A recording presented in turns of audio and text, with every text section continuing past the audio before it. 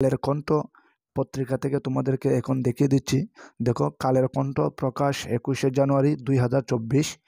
Corona শনাক্ত 13 জনই ঢাকা। এটি হচ্ছে গতকালকের নিউজ। কালের কণ্ঠ আমি আজকে এই ভিডিওটা তৈরি করতেছি। আজকে হচ্ছে 22শে জানুয়ারি। তোমরা যারা এসএসসি এবং এইচএসসি পরীক্ষার্থী, তোমরা অনেকে জানো যে গত 2020-21 এই 2 বছর করোনার কারণে সকল শিক্ষা প্রতিষ্ঠান বন্ধ ছিল, পরীক্ষাও বন্ধ ছিল।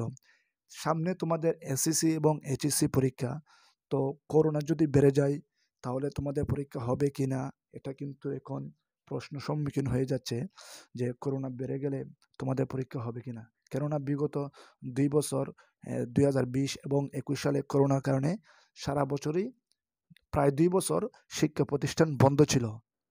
কেননা করোনা আক্রান্ত অনেক মানুষই মারা গিয়েছিল এই জন্য। তো এই বছর যদি আল্লাহ না করুক, যদি করোনা হয়ে যায়, তোমাদের শিক্ষা প্রতিষ্ঠানও বন্ধ হতে পারে। তাহলে দেখে নাও এখানে কি বলেছে। দেশে গতকাল শনিবার সকাল 8টা পর্যন্ত আগের 24 ঘন্টায় আরও 13 জনের করোনা শনাক্ত হয়েছে। তারা সবাই ঢাকার বাসিন্দা। এ সময় কোনো মৃত্যুর খবর মেলেনি। স্বাস্থ্য অধিদপ্তর জানিয়েছে 230 জনের নমুনা পরীক্ষা করে নতুন 13 জন রোগী শনাক্ত হয়েছে। অর্থাৎ করোনা আবারও ধীরে ধীরে বাড়তেছে।